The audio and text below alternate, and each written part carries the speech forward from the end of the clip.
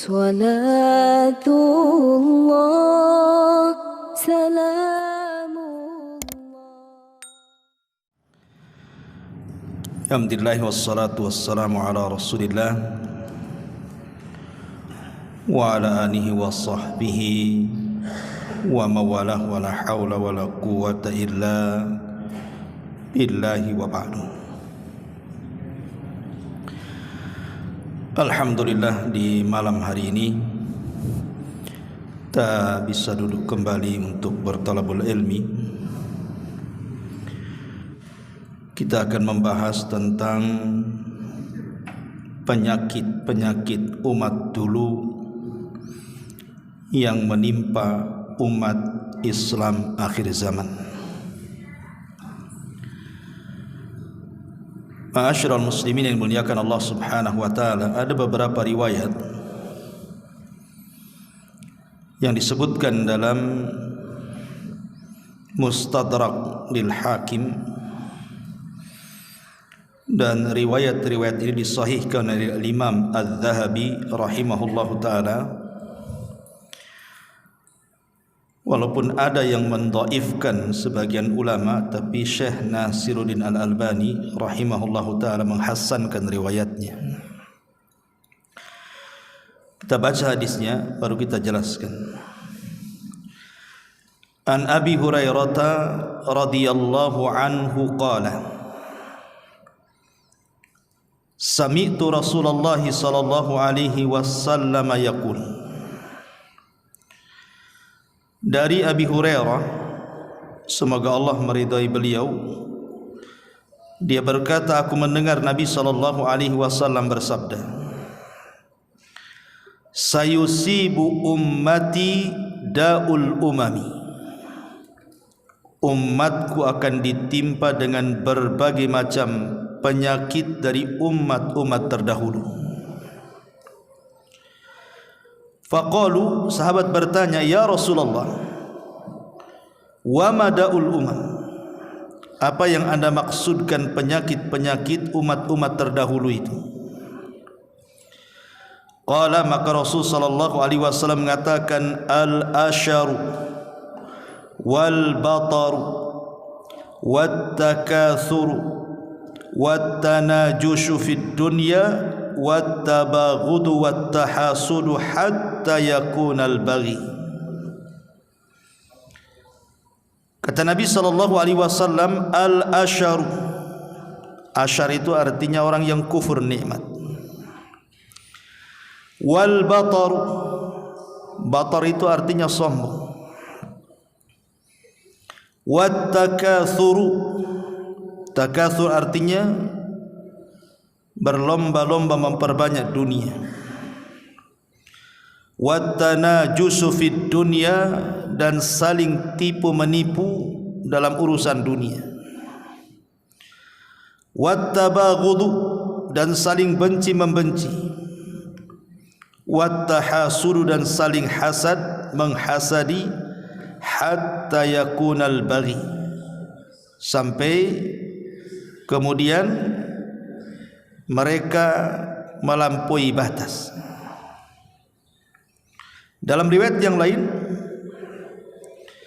sayusibu ummati da'ul umami al-ashar wal batar wat takatsur wat tasakhun fid dunya,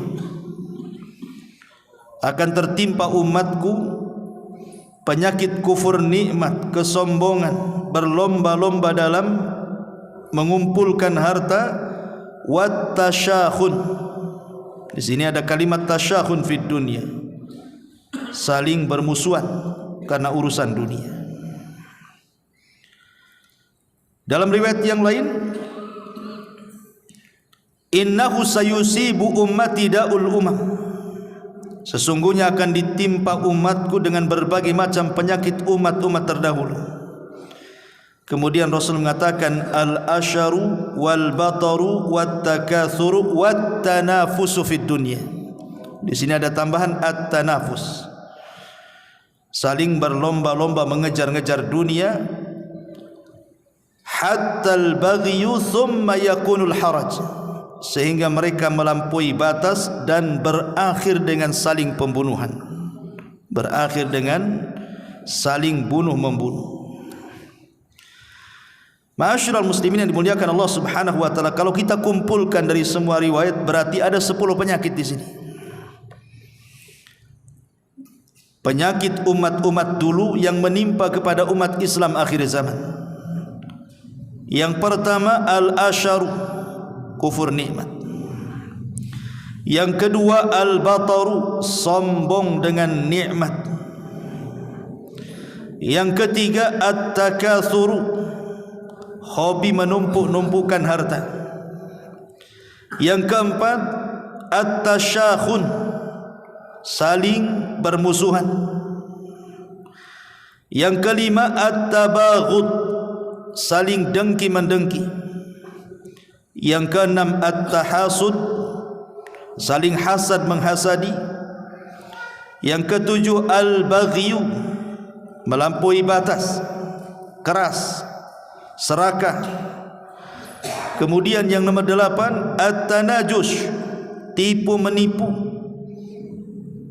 membuat makar dalam mencari dunia. Yang ke-9 at-tanafus, berlomba-lomba mengejar dunia dan meninggalkan akhirat. Dan yang terakhir yang ke-10 al-haraju, pembunuhan. Inilah 10 penyakit yang menimpa umat terdahulu. Ma'asyiral muslimin yang dimuliakan Allah Subhanahu wa taala, sebenarnya 10 perkara ini juga disebutkan di banyak riwayat secara terpisah dalam hadis-hadis yang dikeluarkan Bukhari dan Muslim. Artinya sekalipun anggaplah hadis yang kita baca ini lemah, karena ada sebagian melemahkan, tapi sebagian maknanya atau makna-makna isinya semua sahih. Contoh umpamanya Nabi SAW mengatakan dalam hadis Muslim, la tahasadu wala tanajasu wala tabaghadu wala tadabaru wala yabi ba'dukum ala bai'i ba'din.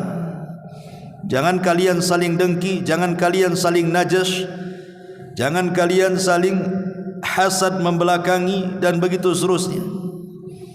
Tapi sekali lagi riwayat ini disahihkan oleh Imam Az-Zahabi dan dihasankan oleh Syekh Nasiruddin Al-Albani rahimahullahu ta'ala, dan diriwayatkan oleh Al-Imam Hakim dalam kitabnya Al-Mustadrak. Ma'asyiral muslimin yang dimuliakan Allah Azza wa Jalla, baik, kita akan memulai syarahan daripada hadis ini. Ma'asyiral muslimin yang dimuliakan Allah Subhanahu wa ta'ala, di dalam sebuah hadis Nabi SAW mengatakan, la ya'ti zamanun illa alladhi ba'dahu syarru minhu. Tidak akan datang zamannya kecuali setelahnya pasti lebih buruk. Tidak mungkin umat belakangan lebih baik daripada umat sebelumnya. Namanya umat belakangan menjauh dari zaman Rasul itu pasti akan lebih buruk kondisinya. Makanya Nabi SAW mengatakan, yataqarabuz zaman wa yanqusul amal wa yulqash syukh wa tadharul fitan wa yakthurul haraj. Di antara tanda-tanda kiamat adalah berdekatannya waktu, kurangnya orang beramal, banyaknya orang bakhil, banyaknya fitnah, dan banyaknya pembunuhan. Sampai-sampai Al-Imam Asma ibn Ubaid, seorang ulama salaf, mengatakan, adrakna aqwaman, kami mendapati satu kaum, fajalasnahum, kemudian kami duduk dengan kaum tersebut, fanafa'anallahu bimujalasatihim fi dinina wa ma'ashina. Dengan duduknya aku bersama mereka, Allah berikan manfaat, baik urusan dunia, urusan agama, semuanya ada manfaatnya di situ.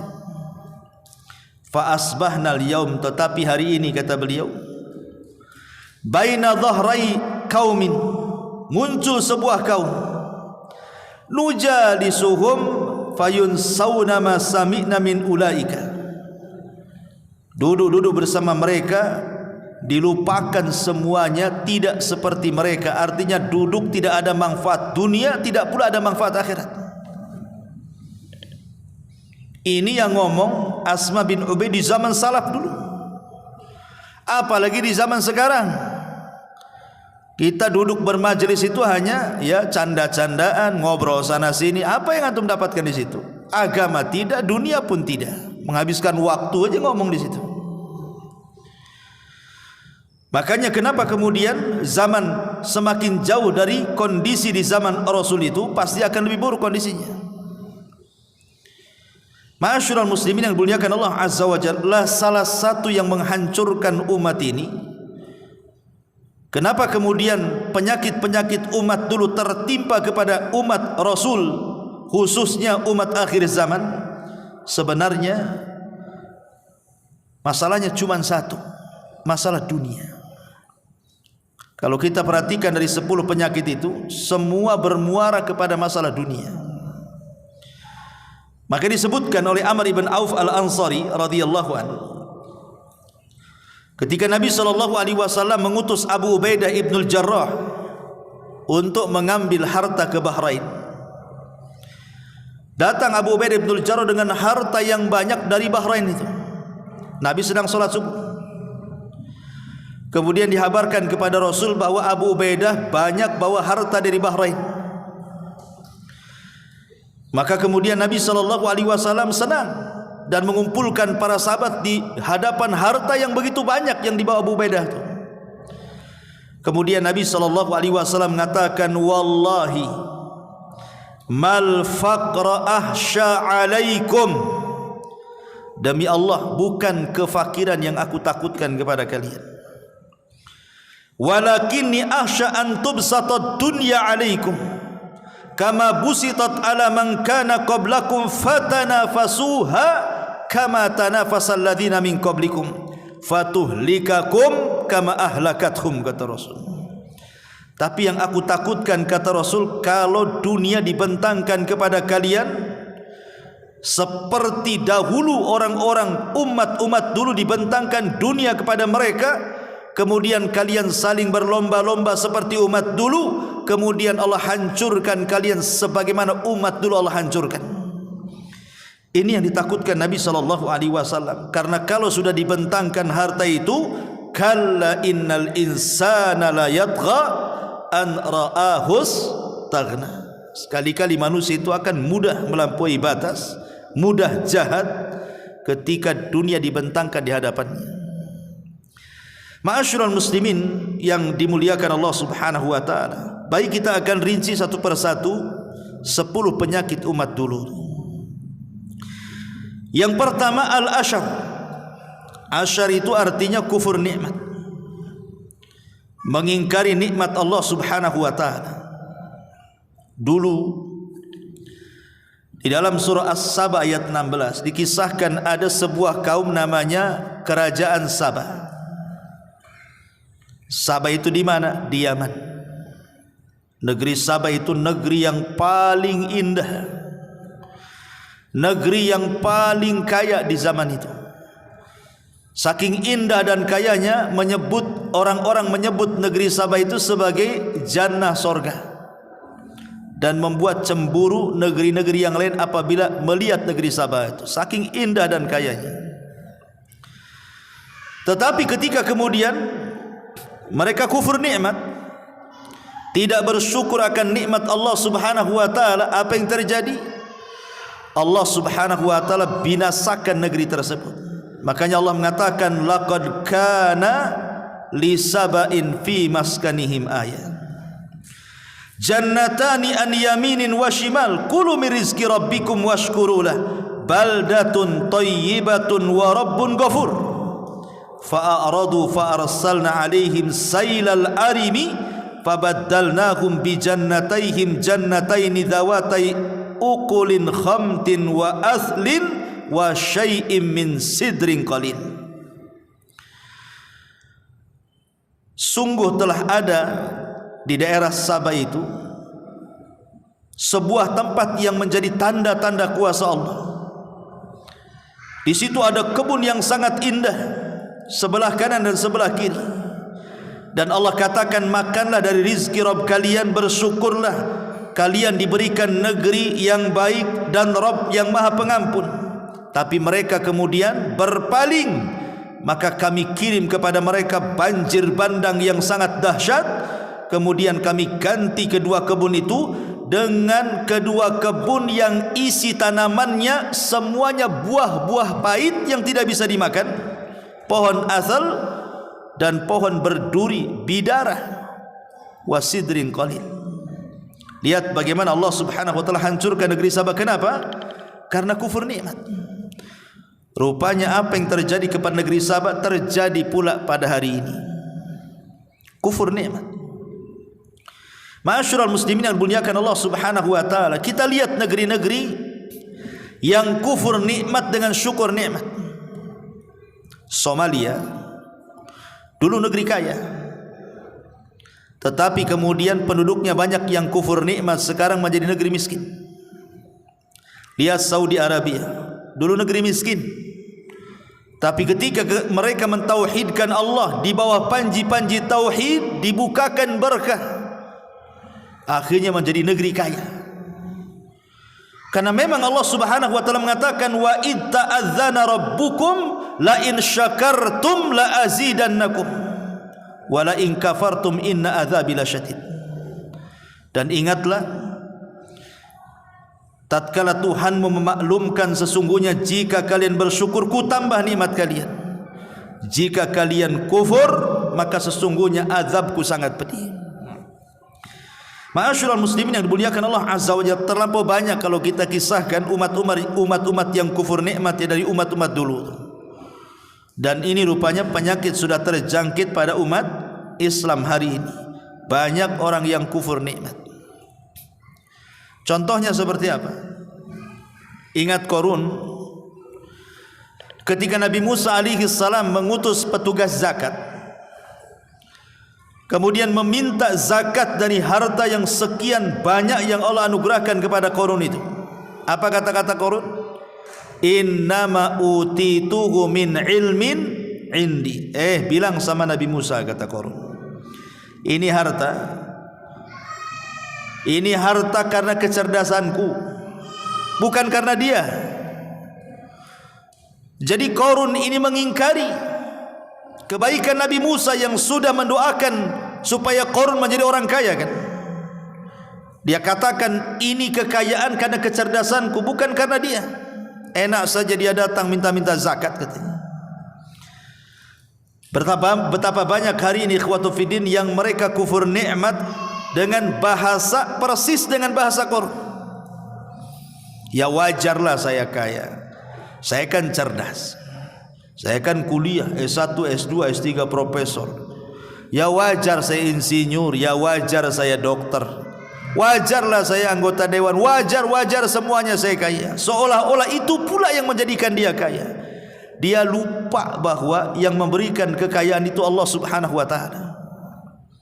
Jangan seperti Qarun yang mengatakan anania itu sedikit saya, aku, ana. Nasabkan nikmat itu kepada Allah Subhanahu wa taala. Ma'asyiral muslimin yang dimuliakan Allah Azza wa Jalla. Sebab kalau seandainya orang itu mau syukur akan nikmat Allah Azza wa Jalla, Allah sudah janji Allah akan tambah nikmat itu. Dalam Sahih Bukhari disebutkan satu kisah ketika Rasul sallallahu alaihi wasallam mengkisahkan umat dulu. Jadi ada anak muda itu berjalan di pematang sawah. Tiba-tiba dari atas langit, di balik awan itu ada suara. Suaranya gimana? Iski hadiqata fulan, hujani kebunnya si fulan, kata. Kaget nih anak muda yang berjalan pematang sawah itu. Kok ada suara muncul dari balik awan? Dan awan itu hitam dan mengandung air, kemudian berjalan, kemudian diikuti oleh anak muda kemana awan itu pergi. Ketika kemudian sampai di sepetak tanah, tiba-tiba hujan dan hanya sepetak tanah itu saja itu. Ingat kejadian alam waktu di mana tuh? Di Jawa Barat ya. Yang hujan di satu rumah saja. Ya. Artinya tidak mustahil bagi Allah Subhanahu wa taala kan membuat fenomena alam seperti itu. Yang dihujani hanya sepetak tanah itu saja. Kemudian heranlah anak muda ini, kenapa tanah seluas-luas itu kok yang dihujani sepeta itu saja, kemudian habis itu awannya pergi. Jadi anak muda ini menunggu siapalah pemilik sepetak lahan itu. Ditunggu, rupanya datang pemiliknya. Kemudian ditanya, siapa namamu?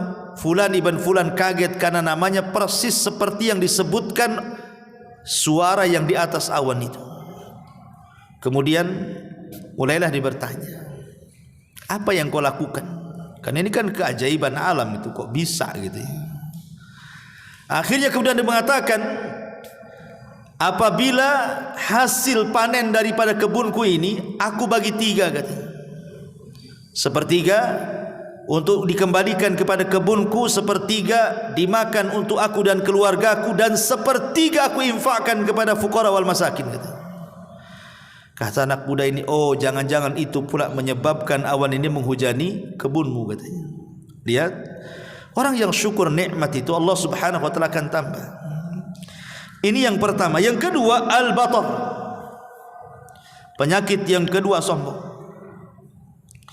Ma'asyiral muslimin yang dimuliakan Allah Subhanahu wa taala, sombong adalah penyakit iblis. Makanya Allah mengatakan, aba wastakbara wa kana minal kafirin. Iblis itu enggan, iblis itu sombong, termasuk makhluk Allah yang kafir. Kapan itu? Saat disuruh sujud kepada Adam, tak mau dia, ogah-ogahan. Kenapa dia tak mau? Karena sombong. Berarti sombong itu yang menghalangi iblis dapat hidayah. Fir'aun dikenal kesombongannya itu, sampai-sampai dia sesumbar di hadapan kaumnya, ya qaumi alaysa li mulku Misr wa hadhil anhar tajri min tahti. Dengan sombongnya Fir'aun mengatakan, hei kaumku, Mesir ini berada di bawah tanganku, dan lautan-lautan yang ada di Mesir itu di bawah kakiku katanya. Wa ana rabbukumul a'la, dan saya Rabb kalian yang paling tinggi. Siapa lagi yang lebih sombong dibandingkan Fir'aun? Dia menganggap Mesir itu punya dia, lautannya di bawah kaki dia, dan dia mengaku bahwa dia Tuhan yang paling tinggi pula. Tapi lihat kesombongan Fir'aun ini, ketika dia mengatakan bahwa lautan di bawah kakinya, akhirnya Allah perintahkan tentara Allah lautannya untuk menenggelamkan si Fir'aun itu. Fa'aghraqnahu, kami tenggelamkan si Fir'aun karena kesombongannya itu. Makanya Allah Subhanahu wa taala mengatakan dalam surah Al-Qasas ayat 58, wa kam ahlakna min qaryatin batirat ma'isyataha fatilka masakinuhum lam tuskam min ba'dihim illa qalila wa kunna nahnul warithin. Dan berapa banyak penduduk negeri yang telah kami binasakan, yang sudah bersenang-senang dan sombong dalam kehidupannya, maka itulah tempat kediaman mereka yang tiada dialami lagi sesudah mereka kecuali sebagian kecil, dan kami adalah pewarisnya. Allah hancurkan orang-orang yang sombong itu. Ma'asyiral muslimin yang dimuliakan Allah Azza wa Jalla, tentu sombong ini macam-macam bentuknya kan. Sebagian disebutkan oleh Imam Qurtubi rahimahullahu taala. Ada yang disebut batrul ghina, sombong gara-gara kekayaan. Gara-gara dia kaya, sombong. Dia merendahkan orang-orang miskin. Yang kedua, batrul malik, gara-gara berkuasa. Merasa dia berkuasa, sesuka hati dia menindas orang-orang yang di bawahnya, sombong. Lihat orang-orang yang berkuasa itu sombongnya, naudzubillah. Masya Allah kalau ngomong itu kayak nggak ngerem lagi, seolah-olah milik dia aja dunia. Dia tidak tahu dia ada akhirnya. Kemudian juga batrul mansib wal wadhifah, sombong karena sebuah jabatan, sebuah pekerjaan. Mungkin merasa di PT itu dia paling tinggi, mungkin pangkatnya, dia rendahkan pula karyawan-karyawan di bawahnya. Sombong karena dia tuan rumah, dia hinakan pula pembantu-pembantunya. Ataupun batrul jahi wal makanah al istimaiyah, atau sombong karena sebuah kemuliaan, merasa mungkin anak orang ningrat bahasanya, atau merasa anak orang yang punya kedudukan di daerahnya, atau mungkin dia punya kedudukan di situ, entah jadi RT, RW, lurah atau apalah, terserah ya, sehingga dia jadi sombong. Ma'asyiral muslimin yang dimuliakan Allah Azza wa Jalla, apapun sombong itu dilarang. Makanya Allah Subhanahu wa taala mengatakan, wala takunu kalladzina kharaju min diyarihim bataran wa ria'an nas. Jangan seperti orang yang keluar dari rumah-rumah mereka dengan membusungkan dada, sombong dan juga riya, ingin dipandang manusia. Dulu ada seorang ulama, Malik ibn Dinar namanya. Malik ibn Dinar. Dia sedang duduk, Malik ibn Dinar ini rahimahullahu ta'ala. Tiba-tiba kemudian ada panglima perang, dan dia sekaligus wali Basrah, berjalan di hadapan Malik ibn Dinar itu dengan gaya sombong, membusungkan dada. Kata Malik ibn Dinar,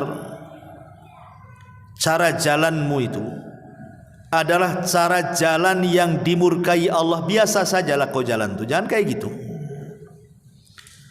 Maka kemudian panglima perang ini merasa sombong dan mengatakan, ala ta'rifuni, kau enggak tahu siapa saya ya, katanya. Biasanya bahasa seperti ini yang keluar kalau orang sombong itu, biasanya bahasa seperti itu, kau enggak tahu siapa saya. Nah, itu bahasa orang sombong tuh yang kayak gitu. Hati-hati. Ala ta'rifuni, kau enggak tahu siapa saya, kau enggak tahu berhadapan dengan siapa. Nah, gitu. Ini orang tanda-tanda orang sombong udah ngomong kayak gitu tuh. Kata Malik ibn Dinar, bal a'rifuka haqqal ma'rifah, bahkan aku tahu dengan sebenar-benar pengetahuan siapa anda, katanya. Kata panglima perang, kalau begitu sebutkan siapa saya. Dia kira Malik ibn Dinar mengatakan, engkau ya seorang panglima, seorang wali, seorang gubernur. Enggak, bukan itu. Kata Malik ibn Dinar, engkau ini keluar min nutfatin nadhirah, engkaulah keluar dari dua lubang yang dua-duanya tempat keluar najis, katanya. Pertama lubang bapakmu, kemudian lubang emakmu, dua-duanya lubang najis, kau keluar dari situ, katanya. Dan sekarang kau berjalan, di perutmu itu isinya semua najis, katanya. Dan kalau kau mati, kau jadi bangkai dan tidak dikuburkan, tidak ada manusia yang pasti mendekati kamu. Kau akan menjijikkan kehidupannya. Baru dia termenung dan mengatakan, al-an araftani, sekarang aku baru tahu siapa aku, katanya. Berani antum ngomong itu? Kalau ada orang sombong, dia pejabat gitu, kamu ini loh keluar dari lubang najis, sekarang kau bawa najis di perutmu. Berani antum ngomong? Ma'asyiral muslimin yang dimuliakan Allah Subhanahu wa taala, lihat, itulah orang sombong ya. Ini yang kedua. Kemudian yang ketiga, at-takatsur. Takatsur, hobi mengumpul-numpul dan mengumpul-ngumpulkan harta. Sebenarnya at-takatsur, menumpuk-numpuk harta, menjadi kaya itu tidak tercela dalam Islam. Islam tidak mencela menumpuk-numpuk harta. Karena rata-rata para sahabat Nabi SAW yang dekat dengan Nabi juga banyak orang kaya. Utsman bin Affan orang kaya, Abdurrahman bin Auf orang kaya, Abu Bakar orang kaya, banyak orang kaya. Sa'd bin Ubadah, pemimpin Khazraj, orang kaya. Setiap hari dia memberikan hadiah kepada Nabi dan keluarganya. Banyak orang kaya di zaman Rasul. Artinya menumpuk-numpuk harta jadi kaya itu tidak tercela, asal ada dua syarat. Yang pertama, alhaakumut takatsur hatta zurtumul maqabir. Jangan sampai kekayaan itu melalaikan kamu. Kalau gara-gara kaya lalai solat, gara-gara kaya lalai ngaji, gara-gara kaya lalai ibadah, ini tercela. Berarti anda diperbudak dengan kekayaan sehingga melupakan akhirat, difokuskan mengejar dunia. Tapi kalau tidak melalaikan, enggak apa-apa. makin kaya makin beriman, makin kaya makin taat, makin kaya makin rajin ibadah. Mantap Anda itu. Yang kedua, jangan sampai kekayaan itu diletakkan di hati. Letakkan kekayaan itu di tangan saja. Kalaupun seandainya kekayaan hilang itu, anggaplah kekayaan dari tangan pindah ke tangan yang lain. Hati ini khusus diberikan kepada Allah. Itulah yang disebut dengan zuhud. Kata Hasan Al-Basri rahimahullahu ta'ala, zuhud itu tidak meletakkan dunia dalam hati, cukuplah meletakkan dunia di tangan. Sehingga kalau dunia itu hilang, hanya berpindah tangan saja, hati tidak akan sakit. Tapi kalau dunia diletakkan di hati, kata Hasan Al-Basri, maka Anda selamanya akan sedih ketika kehilangan dunia walaupun sedikit. Makanya takasur itu tidak ada masalah. Pertama, jangan melalaikan dari ibadah. Yang kedua, jangan letakkan di hati. Selesai. Boleh Anda kaya. Dan juga gunakan kekayaan itu di jalan Allah Subhanahu wa taala sebagai bentuk syukur. Fa bi ni'mati rabbika fahaddits. Ma'asyiral muslimin yang dimuliakan Allah Subhanahu wa taala, lah takasur sendiri macam-macam bentuknya. Ada memang takasur itu memang betul-betul ngumpulin harta saja tanpa melihat dari mana asal usulnya. Dan ini yang bahaya.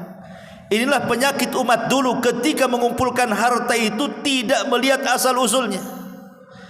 Persis seperti sabda Nabi SAW, sayati alaikum zaman la yubalil mar'u bima akhadal mal amin halalin amin haramin, kata Rasul. Akan datang zamannya, akan datang waktunya di mana manusia tidak peduli ketika mencari harta, apakah dapat dari yang haram ataukah dapat dari yang halal. Yang penting dia tumpuk-tumpuk harta. Dan itu sudah datang zamannya hari ini. Gak peduli, yang penting kaya, begitu maksudnya. Itulah takasur yang tercela. Ada juga yang takasur itu seperti yang dilakukan orang-orang jahiliyah. Mereka berbangga-bangga dengan nasab, berbangga-bangga dengan turunan, sampai ngitung kuburan. Ya. Orang jahiliyah itu sampai ngitung kuburan, datang ke kuburan, nih kuburan ini bekas wali kota, ini kuburan ini bekas menteri, ini kuburan ini bekas presiden, dihitung pula lah kuburan-kuburan itu. Itu di zaman jahiliyah. Ada juga takasur bil jin wal isti'anati bihim. Dalam rangka menumpuk-numpukan harta, dia datang ke dukun, kemudian bekerja sama dengan jin. Ini melampau ini. Kenapa? Karena sudah masuk kerana kesyirikan. Dan itu yang paling banyak. Yang paling banyak terutama masyarakat-masyarakat lemah, yang mereka tertipu dengan dukun, datang ke dukun, tolong Pak Dukun gandai uang saya. Yang ada uang dukun berganda, uang kita yang tak berganda. Habis diambil dukun tuh. Kita kena tipu. Kalau memang dukun itu bisa menggandakan uang, ngapain uang orang digandakan? Uang dia aja diganda-gandakan. Ma'asyiral muslimin yang dimuliakan Allah Azza wa Jalla, ini takazur sampai ke taraf kesyirikan. Usaha minta raja ke dukun, ditaruh di warung dia. Makanya antum kalau datang ke warung makan, nengok-nengok dulu tuh. Ternyata jimatnya pula di situ.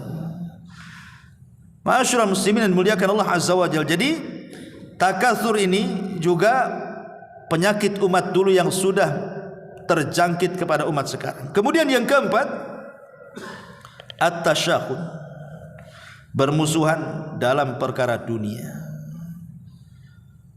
Ini tahun politik, bermusuhan kan, saling menjatuhkan satu yang lain untuk urusan apa? Dunia. Dunia yang berperang orang yang di bawah, yang enak pula yang di atas. Coba di bawah, bisa perang. Kalau kalah nih kandidatnya, ngamuk, perang. Bahkan ada yang bunuh-bunuhan satu dengan yang lainnya. Yang di atas selo-selo saja dia. Jangan sampai at-tasyakhud. Jangan sampai urusan-urusan dunia kita pula yang dibawa diadu domba pula. Itu tasakhun namanya. Tasakhun itu bermusuhan dalam perkara dunia. Orang lain yang untung, kita pula yang buntung. Ma'asyiral muslimin yang dimuliakan Allah Azza wa Jalla, mencari kenikmatan dunia itu tidak harus kemudian saling bermusuhan. Kita buka toko, sebelahnya buka toko lagi, kok sama nih yang dijual dengan toko saya. Mulai dia dengki. Awas ya, saya dukuni kamu. Mulai ini, ya kan? Rizki itu loh sudah dibagi-bagikan Allah. Walaupun di satu deretan sama yang dijual, belum tentu mengurangi rizki kita. Karena rizki kita loh sudah diatur di Lauhil Mahfuz. Satu dunia lo mau ngambil rizki kita tidak bisa. Oh, sudah diatur, sudah dicatat Lauhil Mahfuz. Makanya Allah, Rasulullah SAW mengatakan, seandainya satu dunia berkumpul, an yadhurruka bi syai'in lam yadhurruka illa ma qad katabahu Allahu lak, kata Rasul. Seandainya satu dunia mau mengambil rizkimu, mereka tidak sanggup mengambil rizkimu kecuali yang sudah dicatat saja. Makanya kenapa di antara buah beriman kepada qada dan qadar itu, ikhwan, di antara faedah beriman dengan qada dan qadar itu adalah melahirkan keyakinan bahwa rizki itu sudah ditentukan. Seseorang mau buat jahat apapun sama orang, tidak akan menambah rizki. Sebagaimana orang yang bersedekah pun tidak akan menambah, tidak akan mengurangi rizki. Sedekah tidak akan mengurangi rizki, mencuri tidak menambah rizki juga, bermusuhan tidak menambah rizki juga, sudah ditentukan rizkinya. Kenapa harus kemudian mengejar dunia dengan cara bermusuhan? Nah, itulah disebut tasakhun namanya. Ini yang nomor 4. Yang nomor 5, at-tabaghud.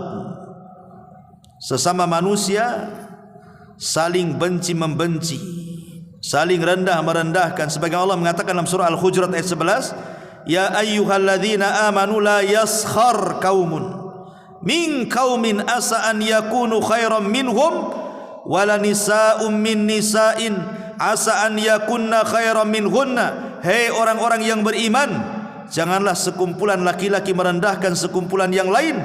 Boleh jadi yang ditertawakan lebih baik daripada mereka. Jangan pula sekumpulan perempuan merendahkan sekumpulan perempuan yang lain. Boleh jadi yang merendahkan itu lebih baik. Jadi jangan sampai kemudian orang terpancing untuk saling membenci, akhirnya berujung kepada merendahkan dan menghina. Karena itu target setan. Setan itu ketika tidak sanggup lagi menggoda orang-orang yang mentauhidkan Allah, kayak antum nih, sudah ngaji kan, itu otomatis sudah belajar tauhid. Mungkin digiring sama setan ke dukun, tidak mau antum. Digiring ke kuburan untuk minta-minta, pasti tidak mau antum. Digiring ke jimat-jimat, ambillah jimat itu untuk keuntungan, pasti tak mau. Orang kalau sudah kenal tauhid, mana mau datang ke dukun, mana mau menyembah kuburan. Setan itu putus asa sama kita yang bertauhid itu. Tetapi dalam satu hal ada senjata pamungkas setan. Kata Nabi SAW, inna syaitan qad aisa an ya'budahul musallun fi jaziratil arabi walakin fi tahrishi bainahum. Setan itu putus asa agar orang-orang yang salat itu menyembah dia, wabil khusus di negeri Arab, ke negeri Arab, negeri tauhid. Tetapi setan itu punya senjata yang disebut dengan at-tahrish. Ditanamkan saling dengki mendengki, saling marah memarahi, akhirnya berpecah belah, berperang. Lihat hari ini Timur Tengah itu perang saja itu antar negeri tauhid. Sama juga orang yang sudah ngaji tauhid dibuat musuhan satu dengan yang lain, itulah namanya tahrish tuh. Akhirnya saling dengki-dengkian, saling rendah-rendahan, saling hina-hinaan, dan begitu seterusnya. Naudzubillah. Makanya lihat kata Rasul dalam hadis yang dikeluarkan Imam Ahmad, ala ukhbirukum bi khiyarikum, maukah aku habarkan kepada kalian orang yang paling baik di antara kalian, kata Rasul. Kata sahabat, bala ya Rasul, tentu Rasul. Siapa orang yang paling baik di antara kita itu? Kata Rasul, alladzina idza ru'u dzikr idza dzukirallah, Thumma qala ala ukhbirukum bisyararikum. Kata Nabi SAW, orang yang baik adalah orang-orang yang apabila terselip rasa ria, idaru'u, apabila mulai dalam hatinya ada ria, zakarallah, maka langsung ingat Allah. Enggak benar nih. Ya. Tetapi kata Rasulullah, maukah kuhabarkan kepada kalian orang yang paling buruk di antara kalian? Al-masya'una bin namimati al-mufsiduna bainal ahibbati wal baghun bil bara'il anati. Tapi orang yang paling buruk kata Rasul adalah orang-orang yang suka berjalan kian kemari menghambur hasutan supaya orang saling dengki-mendengki, yang membuat kerusakan di antara orang-orang yang menjalin kasih sayang supaya saling bermusuhan, serta selalu mengharapkan terjadinya masalah di kalangan orang-orang yang tidak berdosa. Awalnya baik-baik, gara-gara kita bertengkar pula dia tabagut jadinya kan, saling benci-membenci. Ini penyakit umat dulu nih. Kemudian yang nomor 6, at-tahasud, saling hasad. Kata Rasul, iyyakum wal hasad, hati-hati jangan hasad kalian. Fa innal hasada ya'kulul hasanat kama ta'kulun narul hatab. Karena sesungguhnya hasad itu mengikis pahala sebagaimana api mengikis kayu bakar. Ma'asyiral muslimin yang dimuliakan Allah Azza wa Jalla, hasad ini bahaya. Makanya kita berlindung dari keburukan orang yang hasad kan, min syarri hasidin idza hasad. Kita berlindung dari orang yang hasad itu. Kenapa? Karena di balik hasad itu, mata-mata orang yang hasad itu membawa penyakit yang disebut dengan sihrul ain namanya. Sihir mata. Orang yang hasad itu matanya mata iblis. Makanya terkadang ikhwatu fiddin, kalau antum buat acara, entah acara makan-makan, walimah, apalagi itu yang sifatnya ngundang orang, ya, antum kan tidak tahu orang yang sebanyak yang antum undang itu baik semua kan? Emangnya tahu yang diundang itu baik semua? Bisa saja kemudian orang-orang yang antum undang itu ada hasad sama kita, entah memandang barang-barang di rumah kita, entah memandang kendaraan kita, entah memandang anak-anak kita, istri kita, dan begitu seterusnya. Siapa yang tahu orang yang kita undang itu bawa hasad? Makanya kenapa kita disuruh berdoa kepada Allah kalau ngundang orang itu, ya, disuruh berdoa kepada Allah Azza wa Jalla supaya orang-orang yang kita undang itu tidak membawa hasad. Berdoa Masya Allah la quwata illa billah, Masya Allah la quwata illa billah. Karena doa ini menolak hasad. Dan lawanlah hasad itu dengan lawannya. Kalau hasad itu artinya hendak menghilangkan nikmat kita, berarti kita lawannya adalah supaya bagaimana nikmat kita tidak hilang, minta keberkahan kepada Allah. Lawan hasad dengan lawannya. Apa lawan hasad? Berkah. Berkah itu menambah nikmat. Kalau hasad itu menghilangkan nikmat. Maka setiap Allah berikan nikmat kepada kita, minta doa kepada Allah supaya diberkahi. Pamannya antum baru beli mobil, ya Allah berkahi mobil saya. Kalau antum baru punya anak, ya Allah berkahi anak saya. Kalau antum baru bangun rumah, ya Allah berkahi rumah saya. Kalau antum baru beli rumah, ya Allah berkahi rumah saya. Begitu, minta kepada Allah keberkahannya supaya tidak terkena hasad orang hasad. Itu namanya melawan hasad dengan lawannya. Karena hasad ini penyakit orang dulu. Bahkan hasad ini penyakit yang terjadi pertama di langit dan penyakit yang terjadi pertama di bumi. Itulah hasad. Yang terjadi pertama di langit hasadnya iblis kepada Adam. Yang terjadi hasad di pertama kali di bumi hasadnya Qabil kepada Habil yang berujung dengan pembunuhan. Penyakit hasad ini bahaya. Ma'asyiral muslimin yang dimuliakan Allah Azza wa Jalla. Kemudian yang nomor 7, al-baghi, melampaui batas, zalim bahasa kitanya. Karena kalau sudah mengejar dunia itu ikhwan, pasti zalim itu terjadi di sini. Zalim itu. Makanya saya pernah membuat kajian itu, jangan pernah melakukan kezaliman kepada 3 manusia. Zalim secara umum tidak boleh. Zalim itu sama siapapun tak boleh, sama binatangnya tak boleh zalim itu. Makanya ada hadis yang mengatakan udzibatil mar'atu fi hirratin habasata, gara-gara seekor kucing wanita dimasukkan neraka, diazab lagi oleh Allah Azza wa Jalla. Lihat, sama binatang aja tak boleh buat zalim. Apalagi sama manusia, apalagi sama mukmin muslim lagi, sudah manusia bukan kafir lagi, mukmin lagi dizalimi kita. Maka kata para ulama, ingat, jangan berbuat zalim kepada khususnya 3 orang. 1, wali-wali Allah. Maksudnya wali-wali Allah itu orang yang zahirnya soleh, nampak orangnya suka sholat, nampak orangnya suka ngaji, nampak muamalahnya bagus, nampak soleh dan soleha orangnya. Jangan zalim sama orang kayak gitu. Atau zalim kepada para pendakwah, pembela agama, jangan zalim kepada mereka, karena ancamannya berat. Allah Subhanahu wa taala berfirman dalam hadis kursi, man adali waliyan faqad adzantuhu bil harbi. Siapapun yang memusuhi wali-waliku, maka dia telah mengumandangkan perang melawanku, kata Allah. Siapa yang menang perang melawan Allah? Satu dunia ini alam semesta tentara Allah. Allah kalau mau menghancurkan gunung, tentaranya tinggal diledakkan. Allah kalau mau menumpahkan air lautan ke daratan, tinggal disunamikan. Allah kalau mau menghancurkan bumi, tinggal digempakan saja. Karena semua tentara Allah. Siapa yang menang melawan Allah? Sementara Allah mengatakan dalam hadis kursi, man adali waliyan faqad adzantuhu bil harbi. Siapapun yang musuh wali-waliku, ingat, kalian mengumandangkan perang melawanku. Yang kedua, jangan berbuat zalim kepada orang lemah. Doa mereka bahaya. Amma yujibul muttarra idza da'a. Orang lemah itu kalau sudah berdoa mustajab doanya. Jangan mentang-mentang Anda pejabat merampas hak orang lain, merampas hak orang lemah, merasa penguasa Anda kuat, merampas orang lemah, mengambil tanah-tanah mereka. Man akhadha sibran minal ardi tuwikallah bisab'ina aradin yaumal qiyamah. Siapa yang mengambil sejengkal tanah di bumi, Allah kalungkan 7 lapis bumi pada hari kiamat. Jangan menindas orang lemah, anak-anak yatim yang tidak berdaya.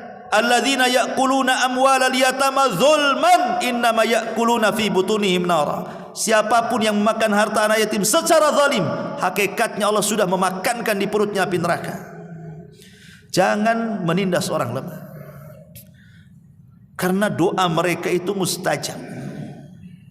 Yang ketiga, jangan menzalimi kedua orang tua, karena doa orang tua itu salasun la turaddu da'watuhum. 3 orang tidak mungkin ditolak dakwanya.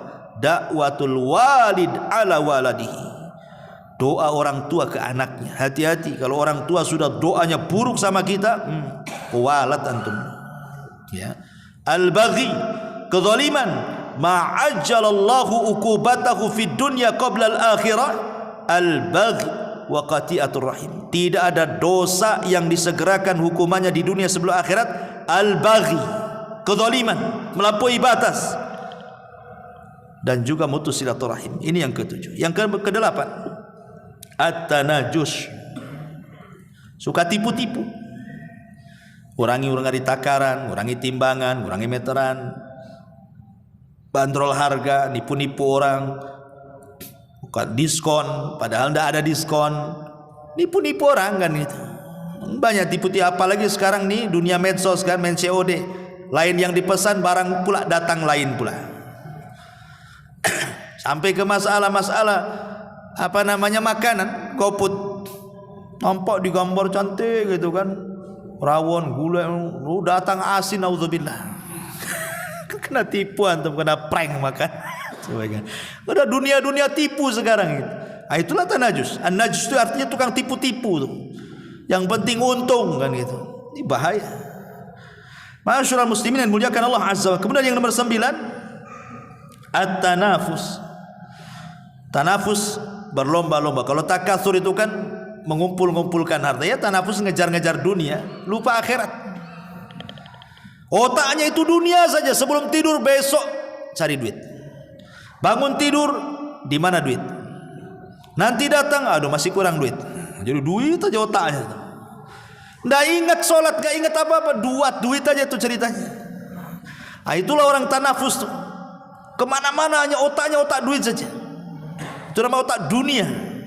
Padahal kita sering berdoa kan dalam doa safu jagat itu apa? Rabbana atina fid dunya hasanah wa fil akhirati hasanah wa qina adzabannar. Ini namanya doa sapu jagat. Kenapa? Karena semua disapu doanya, masuk sama doa ini. Satu doa tapi nyapu semua doa. Nah, itulah doa sapu jagat namanya. Rabbana atina fid dunya hasanah, ya Allah berikan dunia yang bagus. Wa fil akhirati hasanah, akhirat yang bagus. Wa qina adzabannar, jauhi kami dari azab neraka. Doa ini kalau kita bagi menjadi 3, berarti 1/3 minta dunia, 1/3 minta sorga, 1/3 minta dijauhkan dari azab. Berarti 1/3 minta dunia, 2/3 minta akhirat. Itu artinya kita disuruh kalau minta dunia itu 1/3 saja, 2/3 minta akhirat. Harusnya seperti itulah tuh doa sapu jagat. Kalau kita pahami itu, ini enggak setiap berdoa si dunia saja. Ya Allah lancarkan bisnis saya. Ya Allah saya baru modal, baru saya nyalak. Ya Allah pokoknya itu aja yang dikejar. Enggak ada cerita ingin masuk surga, dikeluarkan dari neraka, naudzubillah gitu ya. Nah ini namanya at-tanafus. Dan yang terakhir, dan ini tanafus ini dikhawatirkan oleh Nabi. Kenapa demikian? Karena hancurnya umat Islam itu gara-gara penyakit tanafus ini. Kata Nabi SAW, yushikul umamu an tatada'a alaikum kama tatada'al al-akalatu ila qas'atiha. Kalian nanti akan dikerumuni musuh-musuh kalian seperti nampan berisi makanan dikejar-kejar orang lapar, dikerumuni orang yang kelaparan. Kata sahabat Rasul, apakah kami sedikit jumlahnya pada waktu itu? Kata Rasul, tidak, kalian banyak, musuh kalian sedikit. Lah kok bisa musuh yang sedikit ngepung yang banyak wahai Rasul? Ya, karena sudah dicabut rasa takut dari musuh kalian kepada kalian, dan Allah tanamkan kehinaan kepada kalian karena kalian sudah ditimpa penyakit wahan, kelemahan. Apa itu wahan? Hubbud dunya wa karahiyatul maut. Terlampau cinta dunia, dikejar-kejarnya dunia, akhirnya apa? Takut mati. Orang kalau investasi dunia di dunia pasti takut mati. Orang kalau investasi dunia di dunia nih, kita cari dunia tapi untuk dunia. Kita cari dunia bangun rumah di dunia, kita cari dunia bangun beli tanah di dunia. Pokoknya semua dunia, nggak ada akhirat sama sekali. Ketika dia mati, takut dia mati. Kenapa? Ditinggalkan rumahnya, ditinggalkan kebunnya, ditinggalkan ATM-nya, ditinggalkan PT-nya, ditinggalkan bisnisnya. Sementara kalau mati tidak ada yang tersisa di akhirat itu. Tapi kalau orang kemudian menanam saham untuk sorga, dia dapat dunia, dia gunakan untuk membangun rumah di sorga. Dia dapat dunia, dia beli kebun di sorga. Dia dapat dunia, dia beli tanam di sorga. Maka saat kematiannya dia akan suka mati daripada hidup. Kenapa? Karena ingin cepat kembali ke investasinya dia yang ada di akhirat itu. Dan yang terakhir, al-haraj, akibat mengejar dunia berakhir dengan saling bunuh-bunuhan. Nah ini sampai-sampai Rasul mengatakan, walladzi nafsi biyadi la tadhhabud dunya hatta ya'tiya 'alan nas yaumun, kata Rasul. Kata Rasul, demi zat yang jiwaku di tangannya, dunia ini tidak akan lenyap sampai datang satu hari, katanya. La yadri qatil fima qatala wal maqtulu fima qutila. Sampai datang zamannya orang yang membunuh tidak tahu alasannya kenapa dia membunuh. Orang yang dibunuh lebih pusing lagi kenapa bisa dibunuh. Nah, itulah zamannya sekarang nih. Ya. Kalau dulu kan jelas bunuh-bunuhan kan. Dalam Islam jelas, Anda membunuh dibunuh, itu namanya qisas. Anda berzina, zina muhsan, dalam Islam rajam kan itu. Kemudian Anda melakukan kerusakan di permukaan bumi, takzirnya umpamanya kata pemerintah bunuh karena dia sudah merusak bumi, narkoba sekian ton, bunuh. Nah, jelas kan itu. Tapi ada yang tidak jelas. Urusan waris bunuh-bunuhan, urusan parkir bunuh-bunuhan, urusan hutang bunuh-bunuhan, urusan apa lagi, urusan sepele, rebutan pacar bunuh-bunuhan. Malah dia pula yang bunuh diri. Itulah begonya dia. Ya. Ma'asyiral muslimin yang dimuliakan Allah Subhanahu wa taala. Jadi ini masalah urusan dunia-dunia, kok lari kepada bunuh-bunuhan ini? Inilah penyakit umat terdahulu.